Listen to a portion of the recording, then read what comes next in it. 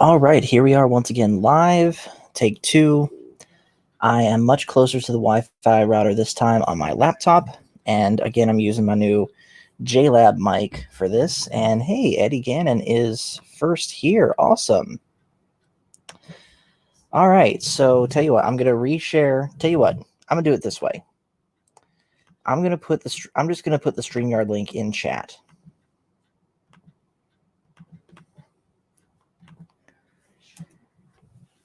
So we'll do it like that, make it easy for everyone to find. So yeah, I don't know what that was causing the problems this time, but I should be closer to. But given that I'm closer to the Wi-Fi router, it should be a little bit better. So yeah, I'm just testing to see how snappy. Okay, yeah.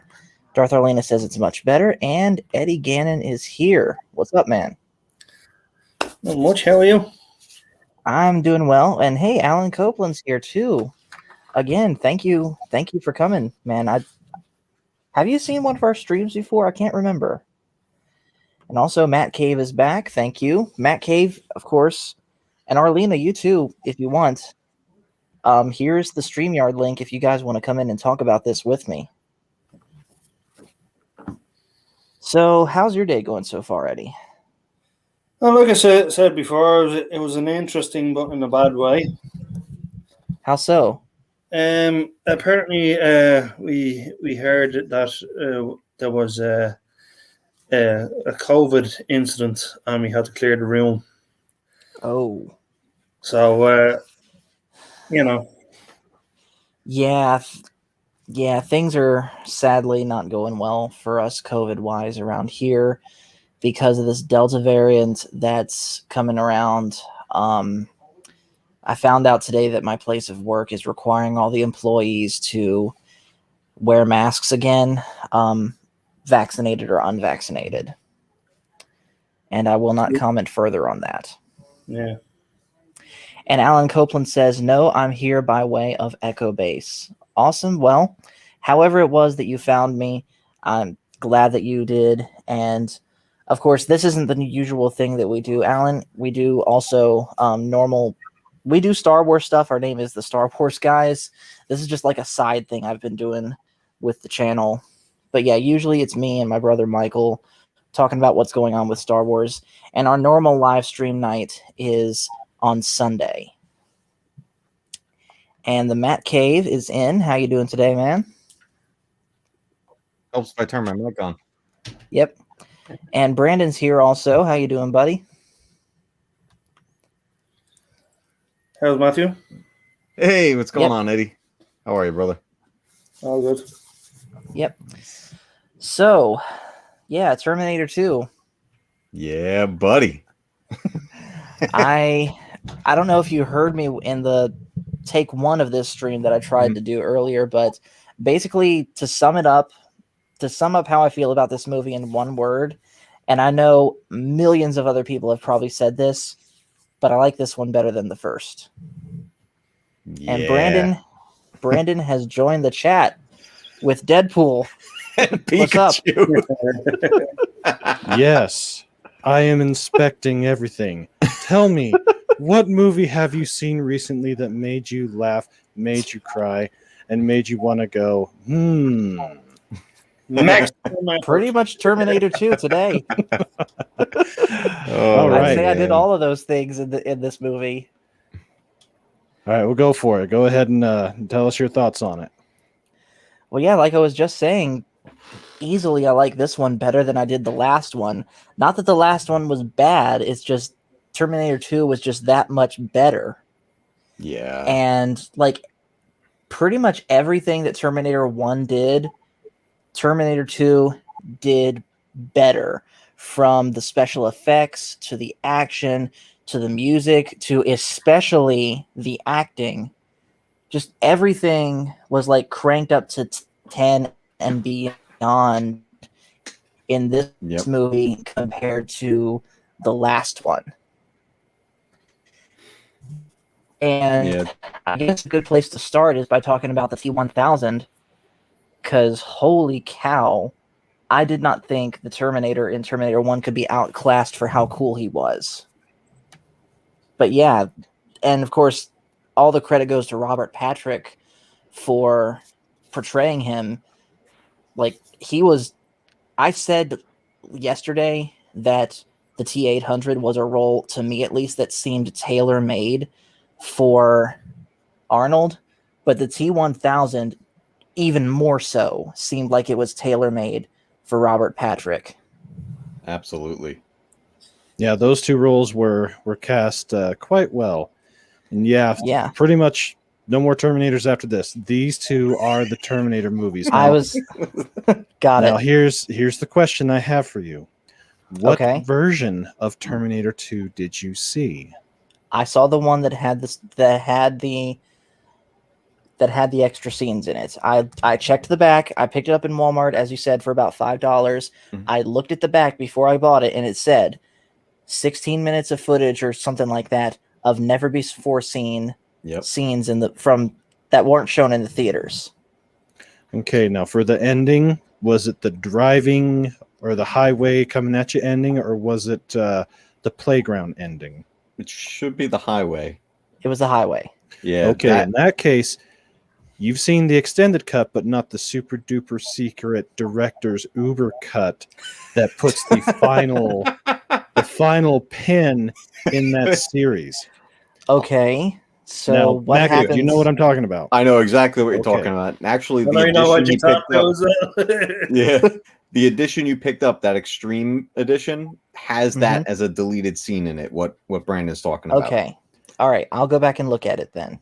It also has a few other additional scenes with the T-1000 snooping through John Connor's house. And now here's the second question. Did it have the scene with them tinkering with the T-800's processor or no? Yes, it did. Okay, that's good. Okay. Yeah, this was that edition. I have that copy that you picked up. And yeah, it has the one with like the 14 or 15 minutes, whatever it is, added in. That scene included where they mess with the chip in his head. You remember the scene where she's dreaming and Kyle is there? Yes. That's not in the theatrical release. Kyle Reese is nowhere to be found in the theatrical release. That's true, yeah. Yeah, and honestly, now that you mention it, that whole scene kind of just, now that I think about it, seemed out of nowhere. I get it, she was hallucinating that, but it doesn't seem to really play into anything else in the movie. It's just kind of, it's there and it's gone. It's just one of those like emotional beats that it's not necessary for T2 to work, because obviously the theatrical release is still considered one of the best sequels of all time. Right. But it's things like that. I'd say the more important scene is what Brandon mentioned, where they're messing around with the chip in his head. Yeah, and that was a really cool scene. Well, he said he said he was a learning computer, but in the theatrical, there's no differentiation line between having him in read only versus a learning or a standard read write learning mode.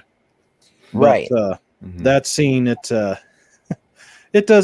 adds. I think it adds to it. The theatrical release is fine, but the super duper uber, doomsday cut is by far superior.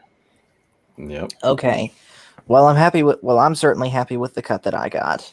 Oh yes. And yeah, that's another thing that I really liked about this movie too, how you have Arnold again as the Terminator, albeit a different one. And you see him over the course of the movie, especially in the second half, become more and more human in how he thinks and how he operates. Probably again because he got switched into that free thinking mode instead of read only. But just seeing him be taught, how to give a high five, how to smile, how to do a thumbs up. Oh, that smile! It was really cool. Yeah. Haunted my dreams forever. Yeah. Or when he picks up the minigun. Now that's you. Yeah. What did you think of John Connor? John Connor, admittedly, I didn't like him at first. I thought he was just a little brat. But then, but then he kind of grew on me over the course of the movie, especially once he started actually getting involved in the action. Yeah. Just so you know, back in the day, for all the ladies, he was the heartthrob. Wait. How old was he in this movie? The actor? He was probably 12 or 13 at the time, playing 10. Yeah. But so were all we when. True. Yeah. Yeah. And real quick. He was older than that, no? I thought he was older than that, no? He's playing about 10 or 11 in at that point. Yeah. And then, because I think they don't really say, but it's where does it take place? Is it because the movie was made in like 91? I think it does take place in 91. Is it set then? Because I thought it was I thought it takes place in like 95 or 96. Let's look it up. Like timeline wise, I don't recall it taking place any further in the future. I thought it was contemporary. 1995. 95. Okay, yeah. 95. Because it's supposed to happen, 2 years after that, it's supposed to be Judgment Day is supposed to happen. Right. Yeah. Which, speaking of that was like the single most shocking thing that I've ever seen in a movie. You see what Darth Orlando said? In a movie, period. Oh, Judgment Day? Yeah. Yeah. But yeah, Darth Orlando amazing how much better the opening scene was for it versus the original and the whole dreams of Judgment Day. Just goes to show you just how far the art of cinema had gone from that, early to mid 80s, all conventional techniques, to an early 90s conventional with CGI. Oh yeah. And speaking of CGI, better, it holds up. Yeah, the CGI on the T-1000 could go toe to toe with any CGI in any movie today and work. But yeah, I mean the great thing about this movie was it's this pretty much wrote the movie magic Bible. It did. It's what they did with it. It broke all records. No doubt about it. And here's the crazy thing. I just found this out. This movie came out before Jurassic Park. And yet I think the CGI in this movie is better. As good as the CGI in Jurassic Park is, the CGI in this movie, I think, is just that much better. Yeah. And hello, real quick, to Daryl. Hey, Daryl. Yeah, the work done in Terminator, between what was done in T2 and also James Cameron's other film, The Abyss, the CG work in that was great. It was a huge influence on Steven Spielberg when he was doing Jurassic Park, because that's what really pushed in that direction. They were going to do stop motion, and in all honesty, it was probably going to be the best stop motion we had ever seen to date at that point. But when they looked at what they had, they were like, yeah, we got to switch this to CG. Right. And also another thing, the effects that they did that weren't CG improved. Like when Arnold is basically taking himself apart or being torn apart, you actually see that it's Arnold instead of, I think you said, Eddie, yesterday that it was his stunt double that did that. Yeah. Or whatever it was in Terminator 1, to me, it just looked bad. But here you actually see that they did some sort of weird makeup or prosthetics to Arnold this side of his face so that you could see the metal underneath. Yeah, and it still looks good. Yeah. Oh, that work done through Stan Winston's studio. Even, you remember how you were talking about, Paul, with how weird it looked in the first one with the fake Arnold head and doing the surgery and stuff? So the scene that was put back in where they're working on the chip in his head, really great how they did this. So there was no mirror there. They were the close-up shots when we're looking from behind Arnold. That's now the new fake Arnold. And through what's Really? supposed to be the mirror is Arnold sitting there with Linda Hamilton's twin sister matching her sister's movements, working on his head. Yeah, it was Okay. Peter Kent. Yep. Peter Kent, Wow. like his Mhm. stunt double. Yeah. Peter Kent's done like all that stunt work. Right. Oh, the stunt work was incredible. Yeah. Oh, easily. And you mentioned Linda Hamilton. I think that she also improved her performance in this movie compared to the last one.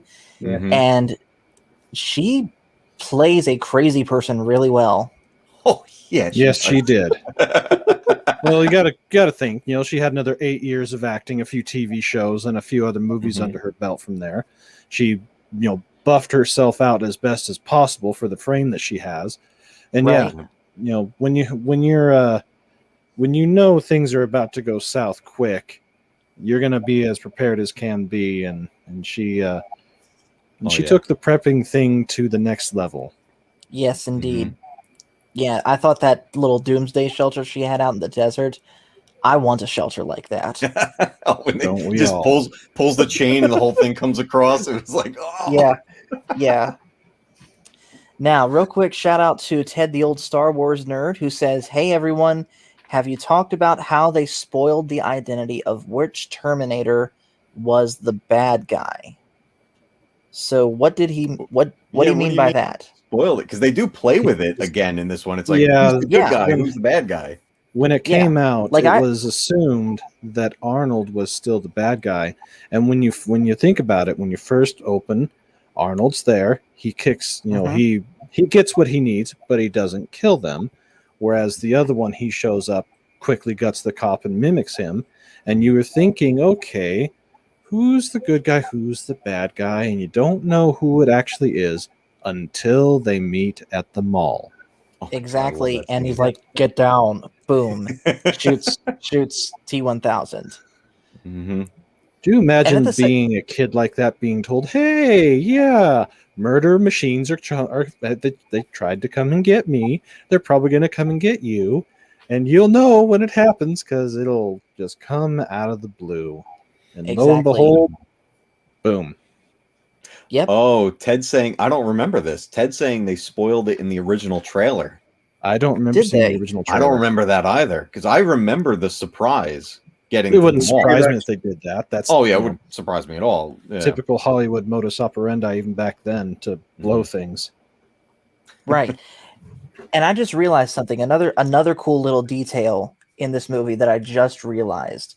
Think of how Arnold shows up in this movie compared to how he showed up in the last movie. Because as you said, Brandon, in this movie he shows up, gets what he needs, and doesn't kill anyone. But in the last movie, when he got what he needed, he put his whole arm through a guy's chest. Yep. So, in a way, thinking about it now, it's kind of foreshadowing the fact that this is a different Terminator, one that's actually meant to, be the good guy. Yep. And whose chest got the Arnold arm through it? Oh, first film? this was a good cameo. Well, first film for him, but yeah. Whoever it is, I didn't recognize him. Actually, you know what, Brandon, he may not even considering his probably list of wouldn't. movies. I'm He in the might dark not on go this. with this. Paul, have you seen Aliens yet? No. Have you seen Twister? I No. don't know, man. Game over, man. Game over. Game over. Game over, man. Bill Paxton. Bill Paxton is Bill the punk. Paxton. Yeah, he was the punk in there that gets the mechanical Arnold arm through his innards. Yep. Okay. The other guy was the guy from Cobra that was alongside with Stallone. I forget his name. He was also in the awful Mortal Kombat sequel in Annihilation. He played Shao Kahn. Funny enough, I saw We don't talk about those that whole movie. I saw that whole trilogy, the whole Mortal Kombat trilogy in the bargain bin at Walmart, and I was extremely tempted to pick it up because I like playing Mortal Kombat 11. But then I remembered people don't generally like this movie, so should I even bother? Have you seen the original from 95? Nope. Literally, Mortal Kombat 11 is the only 10 and 11 is the only thing I've ever played of Mortal Kombat. Okay. All right. In that case, here's what I'm going to suggest, and probably this is a blanket statement. Watch the 95 one, but bear in mind it is, about 20, 25 or so years old. By then standards, yeah, it was pretty awesome. Massive, as violent as you can get for a PG-13 film. Today, it's the equivalent of Batman campy. Yeah. How bad it is on a scale of 1 to Batman and Robin? Oh, it's campy. It's campy, but it's better than Batman and Robin. Yeah, it's a fun type of campy. It's a movie that takes itself seriously without being too serious. It still stands up. Okay. Yeah. Like the first one. It's like the CG, absolutely outstanding. Right. Yeah, I make fun of Batman and Robin, but it's a guilty pleasure to me. And I'm sure it is to a lot of other people too. But yeah, getting back onto Terminator 2 though. Overall, I liked the action better in this one. It seemed like there were actual. I like the actual Terminator versus T-1000 fight scenes instead of in the last one where it was a whole bunch of car chases. Granted, interesting car chases. But this time, it was more boots on the ground type of action instead of, all in the car. Well, you got. And I liked how. Oh, go ahead. Oh, go ahead. I was going to say you got human soldier, who has his human frailties, trying to go up against a murder machine that, in his own time frame, the only way that he could take him out is with laser weapons. He doesn't have that, so he's having to improvise in every which way possible while trying to save this female who doesn't know what the crap's going on, freaks out, tries to bite his hand off, and all that, versus two murder machines. One an outmoded murder machine, one a new mode murder machine. So yeah, that makes a little bit of sense.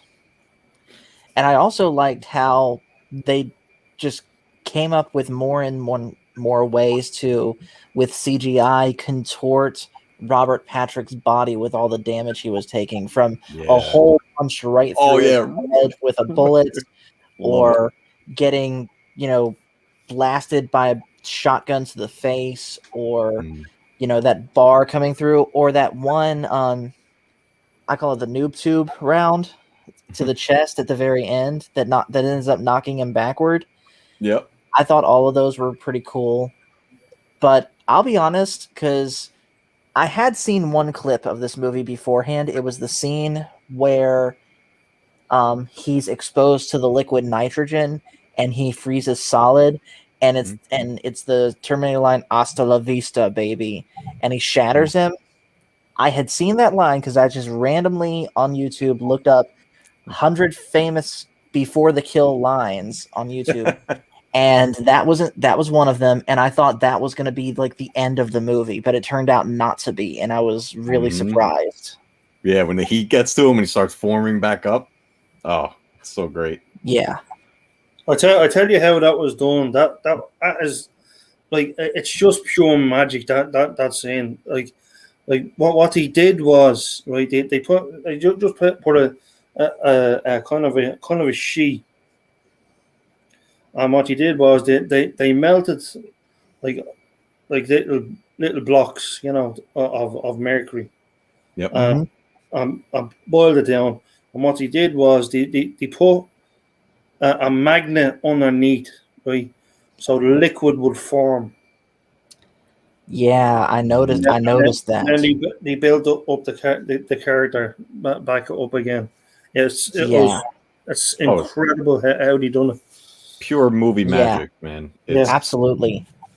I can't say it enough. This movie, for being from 1991, has some of the best both practical and CG effects of any movie that I've seen. And for a lot of people, Terminator 2 is the bar that's set for how a sequel should be done. Absolutely. Oh, I 100% very agree. few make it to that level. Yeah. But it's it's damn near perfect. That's the thing about yeah. this movie. Like, it's so close. Like, Absolutely. Yeah. Like, to me, there is only one sequel movie that even comes close to matching, if not outright surpassing, and that's Empire. Yep. Yeah. Yep. Exactly. Oh yeah, I can see that. Now, let's think about this just for a second. Whenever you've got a new intellectual property that's trying to make a movie of, how often is a studio going to give you close to unlimited money? That's rare. Exactly. If they do it, I don't think they would hardly ever do it. And if they do, they got to have a lot of trust in you. Exactly. So I don't recall how much the Terminator was made for, but I'm looking at how much it made. It made money. It made 78.3 million gross revenue US. And it was very highly rated from both the reviewers and from the people's perspective. But to get a sequel that late, that's quite a gap. That's a lot longer gap than most traditional movies with a sequel, the time frame between them. Yeah. But at the end, it worked, and it worked a whole lot better than I think even James Cameron's wildest imagination. And doing The Abyss before this, that was the training ground for getting things to look real in the CG world. Right. Once he had that, made this a lot easier. Oh, I believe it. Do you have by The the way, Abyss on your list? I don't. Add that one. If you're That's a looking good one. for one that's not involving a whole bunch of sequels, because this is just a standalone film, the one and only, The Abyss. Fantastic film. Ed Harris starring in it. Again, it's James Cameron, and you'll see the inspirations in that film. Even Michael Bihn's in it, who was Kyle Reese. And speaking of, yeah. he's also in Aliens. Game over, man. Game over. Game over. Okay. He was in The Mandalorian. Yeah, he's all over the place. Wait, what was he in The Mandalorian again? In the Ahsoka episode, when they go to that like, basically right before they have like the samurai fight, he's the soldier outside with Mando. Yeah, that's who I thought it would be when you said the Ahsoka episode. Yep. Yeah. By the way, Brandon, you mentioned Terminator 2's budget. I just looked it up, and apparently it had a $100 million budget. Yeah, that's close to 200 million after inflation today. So it had the budget of Black Widow, and you see where how bad marketing, bad everything will lead you. That movie has lost money. Yeah. But to bring it back to Terminator 2, its gross revenue was $520 million, 1991. Jeez. So in this day and age, with inflation, let me think here. You got that's probably in the neighborhood of 800 low side, and with things the way they are now, coof after coof, $1 billion easily. Yeah. Right. Yeah, I could 100% see that with a movie like this. Mm-hmm. Also, given the fact that it made that much movie as a rated R movie, because like those generally don't make as much as, at least to my knowledge, as PG-13 movies. Because again, not now.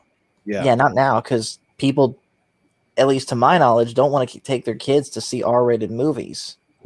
Well, in all honesty, that movie, had they snipped out one F-bomb from Linda Carter, it could have passed for a PG-13 film. And I think that's why I was allowed to see it after it came out on VHS, is because it had the violence, but it wasn't over the top. The language was there, but it wasn't overly severe. And my dad liked it. So he's like, yeah, just watch it. Yeah. Okay. So I got away with that one, because normally my mother would not have approved of rated R movies in general, but this one was an exception. Yeah, I believe it. Like, my first rated R movie ever was Deadpool. Oh, wow. Appropriate for the conversation, the icon there. Oh, hello there. What am I doing up here, you ask? Oh, I'm just waiting for oh, crap. What did he call him? We're waiting for a guy that's on the naughty list to come by. Francis. Francis. We're gonna unalive him. I know when you what do you unalive him? Don't you mean kill him? Man, when you say it that way, it does sound bad. Yeah. Right up Main Street. I gotta rewatch that movie. I haven't watched it in so long. It's so good. But yeah, T2 is, I mean, this is you've watched really now one of the greatest films in film history, and especially on your list. So now going forward, you're going to be subconsciously comparing. Yeah. Especially things with similar tone. Where you'll get a very similar tone into the action style is going to be Aliens. When you get to that, that's also James Cameron. It goes from Ridley Scott, who did the first one, dark, secluded horror film, to more wide open action and having soldiers and stuff like that. But you're going to see even like the color tone and like how the future looked with the Terminators walking around had that like bluish gray sort of tone, kind of the tone of my shirt. Incidentally, the same tone as what they used for the real world in the Matrix. Yeah, but it's you'll definitely notice a difference with going to Aliens. You know, the original one was 70s future retroistic. The Cameron one was the different color tone puts it more towards how things were in the 90s type of future feel. Oh, the Nertorial life form. Hey, buddy. What's up, man? All right. Paul, go watch the Nertorial life forms review of Aliens. Now, I'll give you the choice. Either before or after you see it. After, for sure. Okay. I want to go in as it's really good. I want to go in as fresh into the Alien franchise as I can. Yeah. And speaking of Nertorial, he says T2 is a masterpiece, a perfect sequel like Aliens. Cameron hit it out of the park. Yes, he did. 100% agree. Yeah. And he was right up there.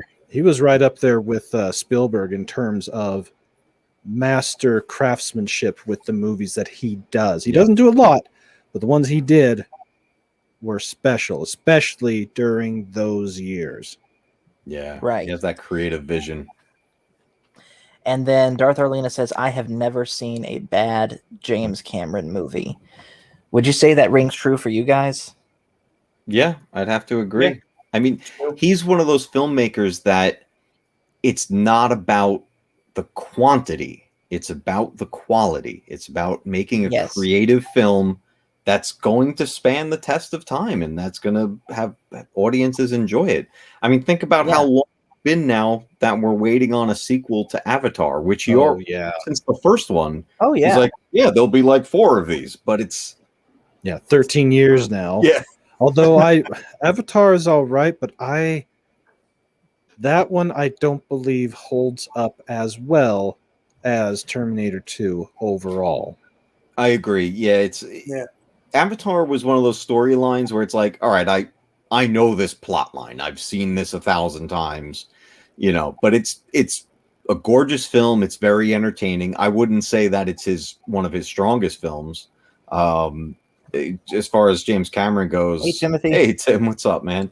Hey, Tim. James Cameron stuff really was in the 80s and the 90s. As far as I'm concerned, his best works, The Abyss, Aliens, Terminator 2, that's the core of his work, in my opinion. Yeah. And Daryl's making a bold claim here saying James Cameron is a visionary like George Lucas. I'd put him there.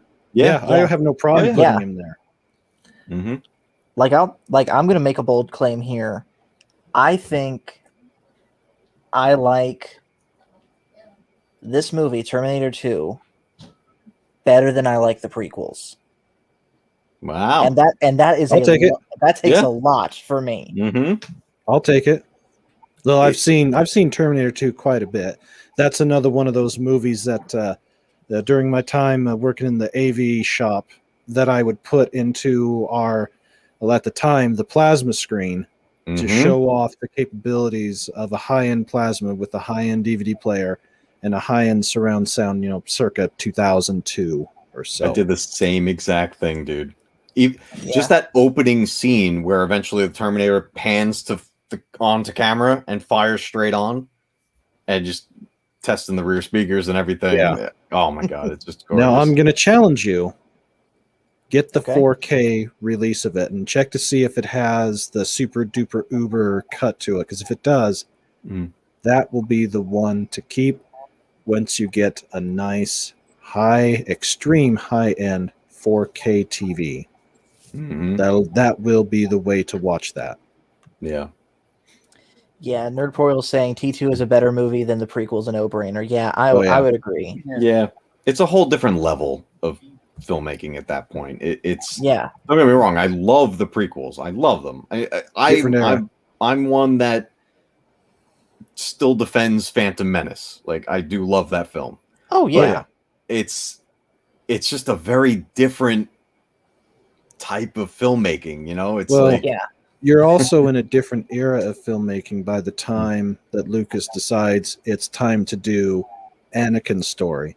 We've moved away from the super awesome, over-the-top machismo, everything awesome of the late 70s, the 80s, and the early 90s, and starting to move towards the more, for lack of a better term, PC culture that we have now stumbled into. We've gone to the extreme with it, but it was right around that time is when a lot of that started setting in. You can see the difference in most of the movies. Compare real quick in your mind. The Matrix versus Terminator 2. How vastly different the approaches were. They're both, both revolutionary movies, both evolutionary movies, and both typically on most everybody's top 5, top 10 list. Listen to what Nerdporial is saying here. Thank you, everyone. But yeah, I agree. Because comparing the Matrix to the Terminator as a whole, Terminator is more action heavy and Matrix is more dialogue heavy. And there's no right or wrong answer as for which one you prefer. In my case, I prefer the more action heavy Terminator to the more dialogue heavy Matrix, even though I like them both. So you're kind of at a crossroads at this point with the Terminator franchise, because you can literally that's it, call it quits. I've seen 1 and 2, and then that's it, right? There is literally only one reason I would say to even bother watching T3. And what's that? It's the end. The ending of that film is the best moment in that movie, because the whole movie they decided I was telling you this before, they brought comedy into it, and it's really weird and awkward. But when you find out the purpose of that film, and in the end it's kind of a twist, and it's just like a blows your mind, oh my god, what did that just happen? And then the movie ends. It's the only good thing about that film, in my opinion. But the problem is you kind of have to watch the movie to get to it. I remember seeing it in the theaters, and it's tempting. I'm almost thinking, can you just watch the end and still appreciate it? Yeah. But although this is one of the first, personally, I actually enjoyed pretty much especially up to the Genesis. I enjoyed that movie, and I enjoyed the third one. Didn't like the Salvation that much, but now, I mean, you get into it. Now let me ask you this: is it worth seeing Dark Fate? No. No. That's the newest one, right? That's the newest one. Yeah. So that's the pardon my French, Paul. That's the bastardization of this franchise. It's a weird, and it's it's kind of sad in that sense because it's not that James Cameron directed it, but he came back and produced and was involved. And Now, Linda Hamilton came back and she reprises Sarah Connor. But And Arnold comes back. yes, and Arnold comes back. And there's an interesting. I will say one thing, right? Yeah. Gabriel Luna absolutely blew that out of the park. Yeah, with his new version of the Terminator. Yeah, you do get to see a new model, which is cool. Okay. You remember when we were talking about in the other stream how when you get to a certain point in these films, it branches into multiple timelines? Yes. Yeah. So there's if you were to say one timeline is Terminator 1, Terminator 2, and then this newest one, Dark Fate. It's technically Terminator 3 in the eyes of James Cameron. Okay. And it ignores 3, 4, and 5. Okay. But then you have the other timeline that 3, not so much. I don't know. 3 and 4, T3 and Salvation, kind of in the middle. But Genesis is what really breaks it. Like it's just okay, now you've gone off in multiple directions. Here's something. Linda Hamilton was great in it. Here's something interesting from Nerdporial. He says, Dark Fate would have been okay if they didn't replace John Connor. I thought Linda Hamilton was great. The replacement for John Connor was so little. The gun was bigger than her. So they're trying. So basically, the new John Connor is Omega. It's kind of. That's basically the thing is that they've created a new timeline at this point, sort of where. Well, in this one, it's supposed to be straightforward, but the story of John Connor comes to an end, and he's just unceremonious, like literally first minute and a half of the lore movie, breaking, and then, oh boy! But instead of where they could have kept him, they replace him with someone literally telling the same exact story. Mary Sue, Mary Sue, where are you? Mary Sue. How bad is it? The whole movie. How bad is it on a scale of 1 to this newest He-Man from Kevin Smith? Oh, come on, man! You hurt my heart. It doesn't even compare to this one. Yeah, let's put it this way: the internet was all the rage to hate on that movie about 2 years ago now or so, right? And it deserves every arrow slung at it. If for no other reason than it's modern day Hollyweird. White man bad, males bad, women good. Women can do everything the men can do and do it better. And we don't need no man baby. Yeah, no man baby. It's awful. She's a man baby. It's a man baby. Yeah. Man, baby. I'll say this about all of the sequels, except T1 and T2. They're standalone. Right. And all of the rest of the sequels have their moments. They're not 100% garbage, but you have to get through a lot of the garbage to find those little moments that stand out. And the question becomes, is that even worth your time? Is it even worth knowing what they're going to do? That's why I'm saying so cautiously about T3 is that the only reason that I go back to that film is literally for the end, the last 5 minutes of the movie where they tell you the purpose of the plot of that film and why it went that direction. And it literally is a great moment, but it's just, I'm thinking about it as we've been talking, and I'm I don't think you can really truly appreciate the end without watching the movie. It's just, I wish I could just go YouTube it and just watch the last 5 minutes, but it won't have that impact. Okay, that makes sense then. Yeah. All right, so the thing with the movies, especially with movies where you got to accept a MacGuffin, how many MacGuffins can you accept? Now, from what I remember, what R&B always says is you get one get in a movie, one big get. And that's where T3, I think, goes off the rails, is that they push it too far. Yes, they do. Okay. But Daryl is correct in what he mentioned. Also, he says in T3 you get to see that hot Terminator's butt. This is true. Yeah, He's not that wrong. is true. That's where this one, with that one being made right there at the very beginning of the 2000s, you've got a female OP Terminator.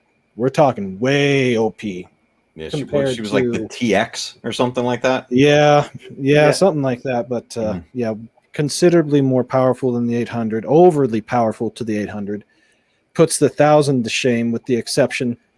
Well, she can morph a bit, not to the same extent that the 1000 can, but she's a full biomechanical piece of machine as opposed to the liquid metal. So she has the ability to use her arm to become weapons that are projectile based as opposed to just knives or stabbing weapons. Yeah, Okay. she's more advanced. She can also control other electronic devices. So like she can literally go up and like she transforms something on her hand and controls a car, and now the car is driving by itself because she's controlling it. Wait a minute. When did we end up in Maximum Overdrive? Oh, yeah. So here's an interesting here's an interesting comment from Nerdpoil. He says the sequels were more or less T2 clones except for Salvation. That was original. Too bad they didn't follow that up. Reviving the Terminator franchise is like beating a dead horse. T2 is the end for me. Yeah. And that last statement, reviving Terminator franchise is like beating a dead horse. That's the end. Coincidentally, since you brought up Black Widow earlier, that's kind of my mentality with the MCU, because Endgame is the end for me. Yes. Yeah. And that earlier comment that you guys made about with James Cameron, it's quality versus quantity. That statement is true in the opposite with the MCU today, because pre-COVID they were cranking out 2 MCU movies a year. And granted, a lot of them, at least before they started going woke, were cool to me. But not all of them were guaranteed to be good. Like, even before they went woke, Thor 2. does anyone really... Yeah, Thor 2, Incredible Hulk. I skipped Iron Man 3, but I heard that one wasn't really good, especially what they did with the Mandarin. With the Mandarin. They messed up the Mandarin. Yeah. Big time. Yeah. So The good to thing the point- about Iron Man 3 is seeing his PTSD. That's right. the big plot. Oh, line yeah. of it. Iron He Man would have 2 had it really bad. Mm. Iron Man 2 was brilliant though. Like, Yeah, I saw that one. That was good. With Whiplash, yeah. Yeah. Yeah. Well, guys, I can't think of anything else to talk about as far as Terminator 2 goes. Do you guys have anything else? If you'd like to see a bit of the future of that franchise, like actually experience the Judgment Day future, I do recommend, if you have access to a PS4, PS5, or Xbox or whatever, Terminator Resistance. Resistance is a really fun game set in it's Judgment. It's the future war, and you're part of the Resistance, and it's the story of getting the Resistance to the time displacement base and get you going to the movies. Okay. Yeah, I'll see if it's on. I'll see if it's on Game Pass. Yeah, and even if you don't get to play it, like it might even be worth. You know how some people like I go to a channel called Gamer's Little Playground, and he edits games into a movie. So you can just watch the game. It's actually one that would probably play out pretty well, but it's choice driven. It's one of those games where you approach a character and you have a dialogue thing with them and pick what you're going to choose. Kind of BioWare-esque. But worth the playthrough. There's even some really great Easter eggs in the game where you see locations and things that are complete callbacks to the movies. It's some fun stuff. Okay, yeah, I'll definitely check it out. So, Eddie, Brandon, you guys have anything else to say about Terminator 2? Yeah, just I will mention the visuals. Like it was like especially when the T-1000 comes out of the little like the water tunnel. Mhm. It's the only way I can describe it. It was a kind of a like the past, I did like obviously computer generated.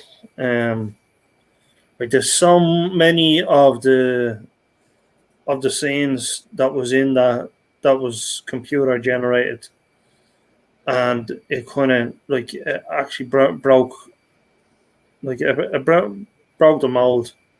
Yeah. You know, Oh, You're talking yeah. when he steps out of the fire and he comes Yeah. out and then morphs into Robert Patrick. that's Yeah. it. Yeah. That scene is Or incredible. or the scene where he walks through the bars in the Mhm. in the mental institution. Yeah, yeah. And that's another thing too, going back to Robert Patrick and going back to his acting. I like how they wrote him in this one to act more like a human than a robot, like Mhm. Arnold did in both the last movie and somewhat in this one. Because to be fair, as much as Arnold makes a great Terminator, look at a crowd and put Arnold's Terminator in there and try and pick out which one's the big scary robot. By Yeah. contrast, take that same crowd, put Robert Patrick in there, and try and find the big scary robot. You can't unless he Mhm. decides to reveal himself. And that little bit of writing there, I thought, just that cherry on top for the T-1000 character. In fact, I would dare say the T-1000 is my favorite character in this movie, even though he's the bad guy. Oh, I agree with you. He's my favorite in that. Yeah. I look. I love Arnold, fantastic, and Linda Hamilton and everybody in that film. But he's Robert Patrick steals that film. Oh yeah, Exactly. I totally agree with that. to the But point that. Go ahead. Oh, I was gonna say I do also. I really like. I never remember his name. He was just recently in Justice League. The one that played Miles Dyson, working at Cyberdyne. Yes. I never remember that guy's name. He's a fantastic actor, and I always love him in everything he's in. I'm gonna look it But up. his portrayal of Miles Dyson is just fantastic in that film. Joe Even Morton. to the point when Joe Morton, yes. yeah. Even to that point when he does, he's probably going to die anyway, but he sacrifices himself. He's like holding up the thing over the bomb. Mhm. Oh man, Yeah. so good. And what I was gonna say was Robert Patrick's T-1000 was so good and so iconic a character that just randomly he had a cameo as that character in another Arnold movie, Last Action Hero. Yes, he did. Which I have seen that, by the way. I love that movie. That's another guilty pleasure of mine. Last Action Hero. It is. It's cheesy, but it's fun. Mm-hmm. Yeah. And also Daryl says he was in Blues Brothers 2000. Was he? I don't remember that. I only saw that once. I've never seen it, so I can't say. But yeah, why not? That sounds. I've right. never seen any Blues Brothers movies either, which is a crime because I'm such a big music guy. So I'll be adding to the list for sure. The original Blues Brothers was an absolute classic. There's no Yeah. And he said he was also in Wayne's World. Yeah, in Wayne's World, they get pulled over, and he's the cop. Right. Have you seen this boy? All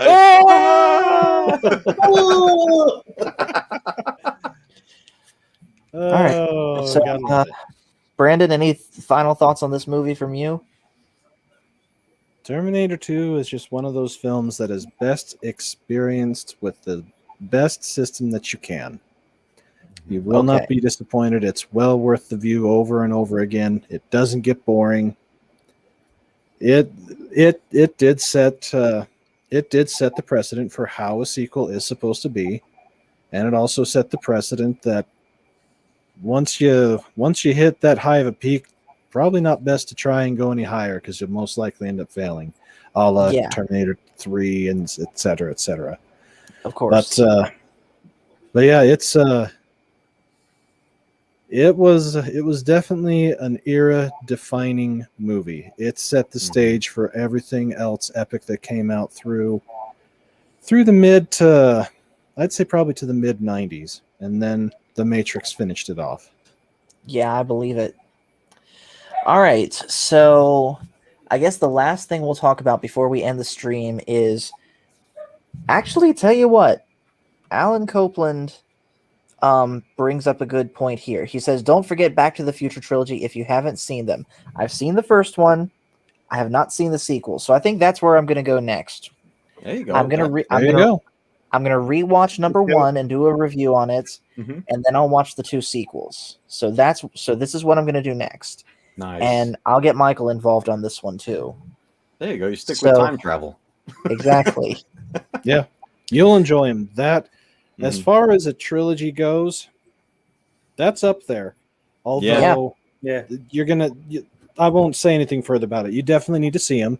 Definitely take them for what they're worth. And also remember this, the time difference, or how much time had passed from when the first movie was done versus the second and the third movie were done. That does play a bit of a role on it. How much time did pass?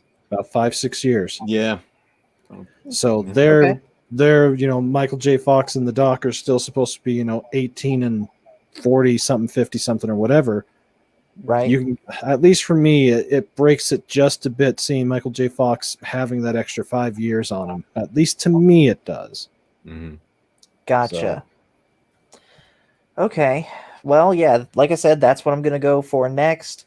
One last thing I'll mention before closing out the stream.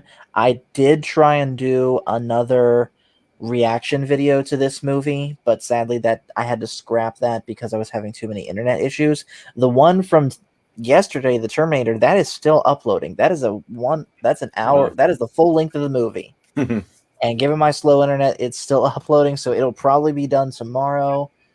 But I think the Back to the Future series, we're gonna watch. We'll do a Discord watch party for that one. So if you guys, you guys watching that are not part of the Discord, the link will be in the description. If you are not joining, if you want to see me watch these movies, that's where we're gonna do it. So thank you, Eddie, Brandon, and Matt, for joining me on this. As always, it's great to talk old movies with you guys. And for you guys watching, thank you for watching this stream. Make sure to hit like and subscribe if you haven't already.